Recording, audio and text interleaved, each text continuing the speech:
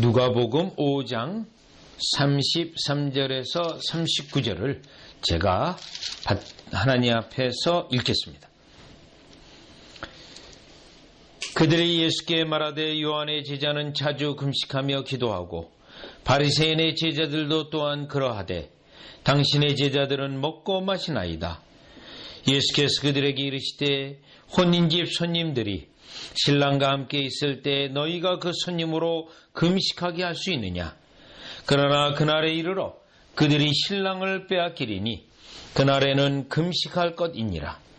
또 비유하여 이르시되 새 옷에서 한 조각을 찍어 낡은 옷에 붙이는 자가 없나니 만일 그렇게 하면 새 옷을 찢을 뿐이요 또 새 옷에서 찢은 조각이 낡은 것에 어울리지 아니하리라.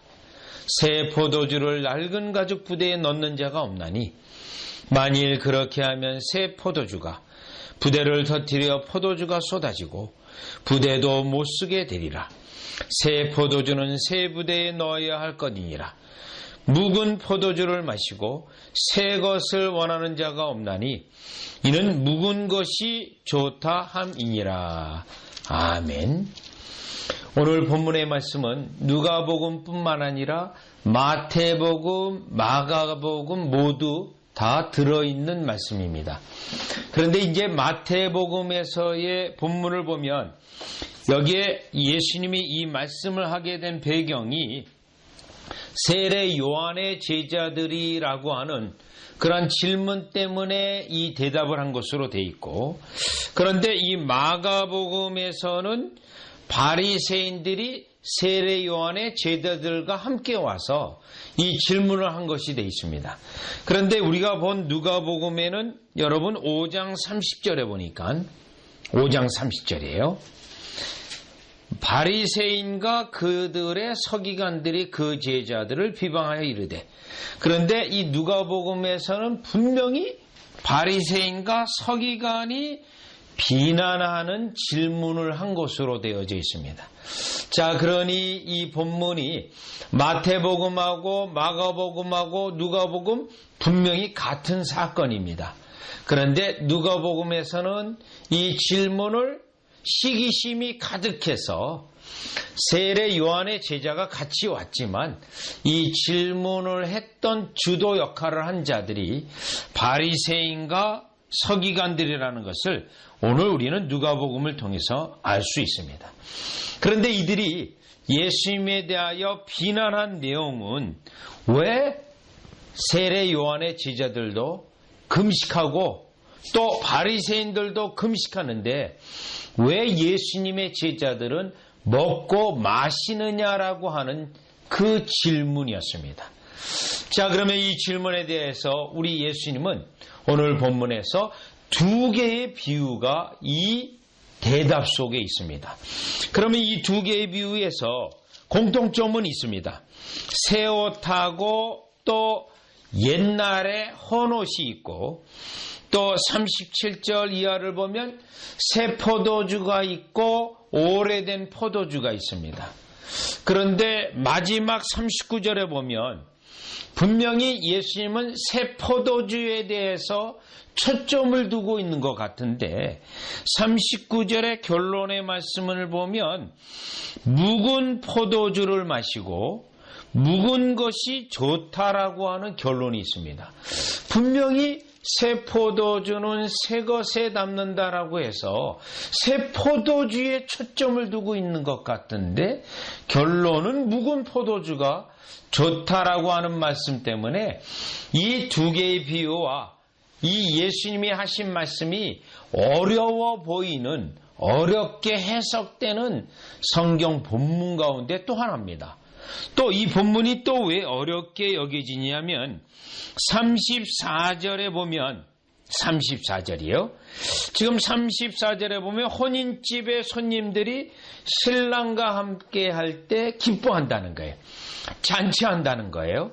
그런데 35절에 보면 그날에 이르러 그들이 신랑을 빼앗기리니 그날에는 금식할 것이니라 라고 되어 있습니다. 그럼 이 본문이 금식을 하라는 건가 아니면 이와 같이 기뻐만 하라는 건가? 이게 또 어려워 보이는 대답이 됩니다. 자, 그래서 우리는 이 본문의 말씀을 31절, 32절과 함께 연결해서 우리가 이 본문을 해석하게 되면 일관성 있고 이 본문에 대하여 정확한 말씀을 우리가 깨달을 수 있습니다. 사실 저도 이 부분에 대해서 명확하지 않아서 많은 주석서도 보았고 많은 책들을 보았는데 사실 명쾌하게 해석된 그런 본문은 아니었습니다. 그런데 문맥을 가지고 다시 보고 또 보고 또 보고 하면서 여러분 분명한 의미를 다시금 제가 확신하게 되었는데, 일단 31절 32절을 보면 예수께서 대답해 이르시되 건강한 자에게는 의사가 쓸데없고 병든 자에게라야 쓸데있나니 내가 의인을 부르러 온 것이 아니요 죄인을 불러 회개시키러 왔노라. 여러분, 이 본문 구절을 보면 지금 34절로 연결해서 본다면 지금 예수님의 첫 번째로 우리에게 강조하고 있는 것은 지금 구원의 은혜, 죄인을 부르고 그 죄인들이 예수님에게 초청을 받아서 은혜의 상태이기 때문에 지금 주님 앞에서 기뻐하고 기뻐하라는 내용으로 첫 번째 우리는 깨달아 볼 수 있습니다. 우리의 주님으로부터 죄 용서함을 받고 하나님의 백성의 가족이 일원이 되었습니다. 이것에 대한 우리의 큰 하나님 앞의 반응은 우리가 기뻐하고 감사하고 찬양해야 된다는 것이 첫 번째로 깨달아져 볼 수 있다는 것입니다. 그래서 우리 예수님은 이 땅에 오셔서 구원의 은혜를 우리에게 눈으로 볼 수 있도록 이 구원의 은혜를 경험한 자들과 함께 잔치를 베푸셨는데, 특별히 누가복음에서 이러한 본문의 내용이 여러 개 있습니다. 여러분, 누가복음 13장 29절에 가보시면, 누가복음 13장 29절에 가보시면 29절입니다. 사람들이 동서남북으로부터 와서 하나님의 나라 잔치에 참여하리니, 분명히 하나님 나라의 잔치로 묘사하고 있습니다. 구원의 기쁨과 즐거움과 감격을 말하고 있는 겁니다. 또 한 구절로 더 보시면 누가복음 14장 16절도 그렇습니다. 큰 잔치의 비유입니다.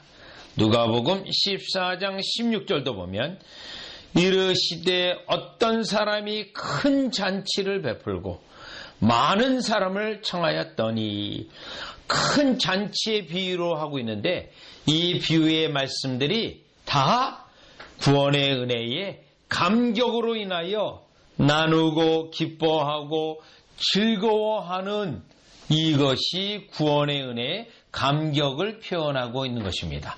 자, 그렇다면 다시 누가복음 5장으로 오셔서 지금 34절 35절을 보면, 특별히 35절, 우리 예수님이 금식을 하지 말라는 것은 아닙니다. 금식은 때때로 하나님께 긴급으로 나 자신을 낮추고 겸손히 긴급으로 하나님께 기도할 때 금식이 필요합니다. 애통할 때 우리에게 금식이 필요합니다.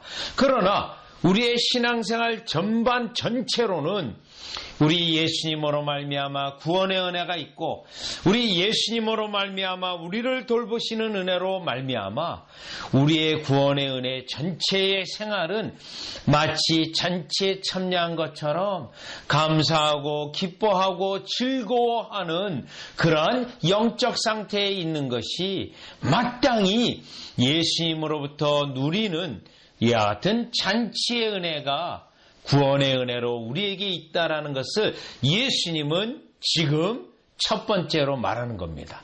그러면 바리새인이나 왜 세례요한이 같이 왔던 이들은 이런 하나님 나라의 기쁨과 잔치의 의미를 그들은 놓치고 마치 자신들이 금식하고 자신들의 일주일에 2번씩 하면서 그것을 가지고 스스로 의로워지는 교만한 그러한 그들의 모습에 대하여 우리 주님은 책망을 하고, 그것은 진정한 구원의 은혜가 아니라 자기가 금식을 하고 자신을 나타내고 자신을 드러내는 잘못된 구원, 잘못 이해하고 있는 구원에 대하여 지적하고 있으면서, 진정한 구원의 은혜는 우리로 하여금 하나님 앞에 예수님을 모시고 은혜의 잔치 상태에 있다라는 것을 우리가 기억해야 될 줄 믿습니다. 여러분, 누가복음에 지금 나와 있는 2개의 비유도 마찬가지입니다. 2개의 비유도 하나님의 은혜의 감격스러운 은혜 때문에 우리 주님이 우리에게 기쁨과 즐거움과 하나님 앞에 감사할 내용을 넘치게 하시는 은혜 언약이지, 우리로 하여금 항상 슬프게 한다거나 자신을 우울하게 보이는 그러한 것이 은혜가 아니라는 것입니다. 그런데 바리새인들은 분명히 일주일에 2번 금식하면서 골방에서 기도하지 아니하고 사람한테 나타나는, 자기를 나타내는 그러한 잘못된 금식에 대하여 우리 주님이 지금 언급하였던 것입니다. 자, 그렇다면 우리가 첫 번째로 깨달을 수 있는 것은, 주님이 죄인들을 부르시고 그들과 잔치를 함을 통하여 하나님 나라는 잔치라는 겁니다. 그래서 여러분들이 예수 그리스도를 믿으면서 어려움이 우리에게 있다 하더라도, 이와 같이 고통, 걱정들이 있다 하더라도 우리는 근심하지 아니하고 기쁨과 감사로 나아가는 저와 여러분이 되시기를 주 예수 그리스도 이름으로 축원합니다. 그렇다면 이제 이 본문에서 2번째로 깨달아 볼 수 있는 것은, 새 옷의 조각을 잘라서 옛 헌옷에 붙이는 자가 없다라고 하는 비유의 말씀입니다. 자, 36절 이 부분을 한번 다시 보시면, 또 비유하여 이르시되 새 옷에서 한 조각을 찢어 낡은 옷에 붙이는 자가 없나니. 왜요? 이렇게 하면 새 옷만 버리게 된다는 거죠. 또 그러면 옛날 옷은 어떻게 됩니까? 옛날 옷도 버리게 됩니다. 왜냐하면 새 옷이 가지고 있는 탄성하고 옛날 옷이 가지고 있는 탄성이 다르기 때문에, 탄력이 다르기 때문에 이와 같이 할 수 없다라는 겁니다. 더군다나 새 옷이 중요하기 때문에, 더 좋기 때문에 새 옷을 잘라서 옛날 옷에 붙이는 자가 없다라고 하는 말입니다. 그러면 이 비유에서 이 바리새인들이 왜 금식을 안 하냐고 하는 이 질문하고 이 비유의 말씀을 연결해 보면, 바리새인들은 일주일에 2번 금식하면서 자신들의 의로움에 빠져 있는 상태입니다. 그것이 그들이 옛날 옷에 있는 상태입니다. 그러면 새 옷은 무엇입니까? 하나님께서 우리에게 주신 새로운 은혜로 기뻐하고 감사하고 하나님 앞에 영광을 돌리는 그러한 은혜의 상태를 말합니다.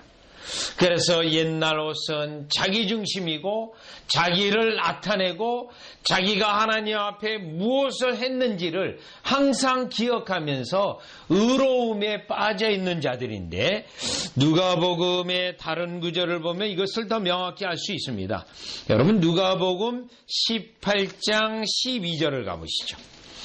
누가복음 18장 12절에 보면, 여러분, 여기에 바리새인들이나 서기관들이 일주일에 2번 금식하는 게 나와 있습니다. 일주일에 2번 금식이요. 18장 12절에 보면, 나는 1회에 2번씩 금식하고 또 소득의 11조를 드리나이다, 이렇게 되어 있습니다. 이 사람은 11절에 보니까 바리새인이라는 것을 우리가 알 수 있습니다. 그런데 중요한 것은 나는이라는 단어입니다. 나는요. 나는이라는 것은 나를 드러내고 나의 의를 세우고 내가 이렇게 했다라는 겁니다. 여러분, 우리는 주님 앞에서 나는 주님 앞에 이렇게 예배하고 나는 주님 앞에 이러한 행위들을 하고 나는 주님 앞에 이렇게 헌금했습니다. 이 말을 할 수가 없도록 되어 있습니다. 왜냐하면 처음부터 끝까지 하나님의 은혜로 우리가 살고 있기 때문에 우리는 나는이라는 것이 아니라 주님께서 저에게, 우리에게 이 단어만 필요합니다. 우리는 주님께서 우리에게, 저에게 이와 같이 행하시고 축복해 주셨다는 말을 했다는 것입니다. 그렇다면 다시 누가복음의 5장에 와서 이 본문을 보면서 두 개를 섞을 수도 없고 둘 중에 하나를 택해야 되는데 무엇을 택해야 될 것인가? 여러분, 두 개를 섞어서도 안 되는 거예요. 새 옷을 잘라서 할 필요도 없고 그것을 옛날 옷에 붙일 필요가 없다라는 겁니다. 그렇다면 이 본문을 가지고 여러분, 새 것을 인정하지만 또 옛 것을 그대로 가지고 있는 내용도 포함해요. 이 본문의 말씀은 갈라디아 교회에 나와 있는 상황이기도 해요. 나는 예수님을 믿기도 하지만 새 것을 가지기도 하지만 옛 것을 그대로 갖고 있겠다. 율법을 지켜서 할례를 받고 또 의식을 행해서 구원받겠다. 그러한 태도와 똑같은 모습입니다. 그런데 갈라디아서 3장 1절에서 3절을 보면 이와 같이 성령으로 은혜를 받았기 때문에 옛날의 것인 율법의 의식을 지켜서 또 섞을 수가 없다라고 분명히 말하고 있습니다. 즉, 새 옷 조각하고 옛날 것에 붙여서 이것도 아니고 오히려 옛날 옷도 버리고 새 것도 버리는 그러한 것이 되어서는 안 된다고 할 때, 이것을 우리가 신앙생활할 때 믿음으로 출발을 하고 믿음으로 가지만 우리도 모르는 사이에 야치 내 행위를 집어넣어서 섞어서는 안 될 것을 말하는 겁니다.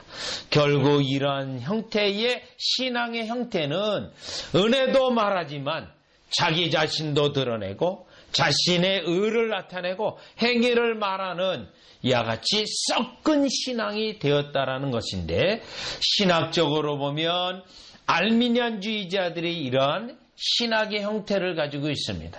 은혜 말하지만 내가 믿는 것을 강조하고 믿음 말하지만 하나님의 은혜의 믿음이 아니라 내 행위의 믿음을 강조하는 것과 같은 형태의 믿음 생활입니다.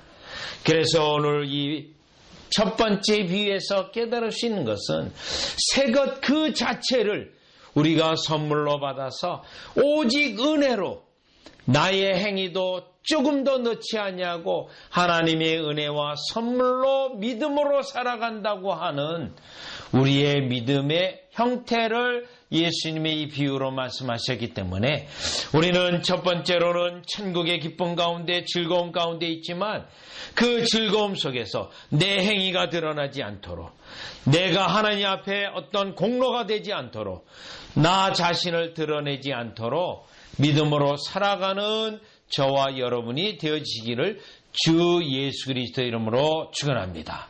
자, 그렇다면 이제 37절에서 39절을 보면 세 번째인데, 여러분 이 세 번째로 볼 수 있는 두 번째 비유의 말씀은 새 포도주를 낡은 가죽 부대에 넣을 수 없다.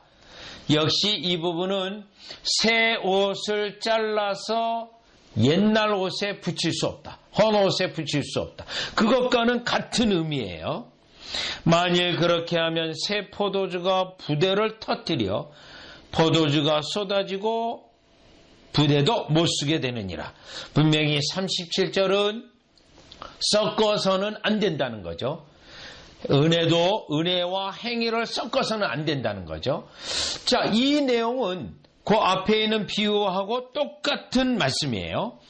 그리고 38절에 보면 새 포도주는 새 부대에 넣어야 할 것이니라. 그래서 새 포도주는 분명히 구별되어서 새로운 포도주 가죽 부대에 넣어야 발효가 된다 하더라도 그 가죽 부대가 터지지 않고 새 포도주도 여러분 보존이 되어지고 또 가죽 부대도 보존되어진다는 겁니다. 그래서 분명히 이 비유의 말씀은 새 포도주와 새 부대에 초점이 있습니다. 두 개가 끝까지 보존되어져야 되는 것에 이 비유의 말씀에 포인트가 있어요. 그런데 39절에 보면 묵은 포도주를 마시고 묵은 것이 좋다라고 되어 있습니다. 그래서 마치 새 포도주와 새 부대가 2차적인 중요성으로 되어지는 것처럼 볼 수 있는데 여러분이 39절에서의 묵은 포도주가 더 좋다라는 것은 사람들이 말하는 것입니다. 사람들이요. 사람들이 묵은 포도주가 더 좋다는 거예요. 그래서 그들은 옛날에 과거의 구습, 행위로 구원받으려고 하는 것이 더 좋다라고 사람들이 말하는 것인데 우리 예수님의 이 비유의 말씀은 새 포도주와 새 부대가 더 중요하다라는 것입니다. 보존되는 것으로요. 자, 그래서 옛날에 묵은 포도주가 좋다라고 하는 것은 사람들이 옛날 포도주를 더 좋아하고 옛날에 제된 생활을 더 좋아하고 거기에 머무는 것에 대하여 책망의 말씀이 되는 것입니다. 자, 그래서 우리는 분명히 38절을 통해서 주님이 주시는 은혜는 그 이후에 새롭게 주시는 은혜가 더 좋은 것입니다.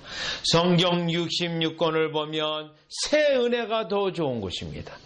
그래서 여러분에게 우리 주님이 주시는 은혜가 과거보다는 10년 전보다는 오늘의 은혜가 더 새롭고 좋은 것입니다. 왜요? 성경 전체에 통일된 내용이에요. 그래서 새 것이 더 중요한데 그래서 우리 주님이 연단하여 나중 은혜가 더 좋고요. 또요, 나중의 은혜가 더 좋다는 것을 분명히 전도서에서도 우리에게 분명히 말씀하고 있고 예수님이 이와 같이 포도주를 만드신 기적에서도 이와 같이 사람마다 처음에 좋은 걸 내고 나중에 나쁜 것을 내거늘 왜 나중에 좋은 것이 왔느냐고 그 연회장이 물을 떠서 포도주가 된 것을 가지고 온 자에게 말을 했던 것입니다. 그래서 오늘 우리는 38절로 통해서 우리가 2020년도를 마무리하고 2021년을 바라보는 이때의 이 말씀은 우리에게 중요합니다. 주님, 2021년도에는 또 새로운 은혜를 주셔서 이와 같이 과거의 구습에서 완전히 벗어나서 과거의 은혜에 만족하지 아니하고 더 주님의 은혜, 새롭게 받는 은혜로 더 새로워지고 더 풍성해지고 더 확실한 은혜로 나아가는 그러한 본문의 말씀이 되어지기를 주 예수 그리스도 이름으로 축원합니다. 그렇다면 여러분이 39절을 보면 묵은 것에 만족하고 묵은 것을 더 좋아하고 주님 앞에 은혜를 구하러 나오지 않는 그들을 향한 예수님의 비유의 말씀입니다. 그래서 오늘 우리는 이 본문의 말씀을 가지고 주님, 지금까지 주신 은혜도 귀한 은혜였습니다. 그러나 이제 새로운 포도주를 새 가죽에 붓듯이 새로운 은혜를 부어주시고 더욱더 새롭게 되어져서 이전에 경험하지 못했던 하나님의 특별한 은혜로 더 나아가기 원합니다. 라고 하는 이 말씀으로 여러분이 적용되어지기를 주 예수 그리스도 이름으로 축원합니다. 기도드리겠습니다. 하나님, 바리새인들이 예수님에게 와서 그들이 자신들이 금식하고 자신들의 행위를 드러내면서 하나님 나라의 기쁨과 용서의 즐거움과 하나님의 백성의 기쁨 가운데 있는 그들이 잔치를 벌이고 먹고 마시는 것에 대하여 비난의 목소리를 폈습니다. 그들은 예수님을 통해 누리는 은혜를 깨닫지 못하고 자기들의 행위에만 만족하고 그것을 의롭게 여기는 자들이었습니다. 저는 이 본문을 우리가 2020년도 마무리하면서 2021년도 새해를 맞이하면서 깨닫는 것은 2021년도에 우리 주님의 은혜로 기쁨과 감사가 넘치는 해가 되게 하시고 또한 새 옷의 은혜를 다하여 주셔서 우리 주님이 이와 같이 새로운 은혜를 통하여 하나님께 더욱더 감사하고 나아가는 자 우리가 되게 하시고 새 포도주의 은혜, 새 가죽부대의 은혜를 더하여 주셔서 하나님 앞에 감사하고 즐거워하며 기뻐하는 2021년도로 축복하여 주시옵소서. 2020년도 이제 마무리하는 며칠들이 남아 있습니다. 그 마무리할 때 하나님 주신 은혜에 감사하게 하시고 새롭게 하시는 하나님의 은혜를 더욱더 갈망하는 우리 되게 하여 주시옵소서. 예수님의 이름으로 기도드리옵나이다. 아멘.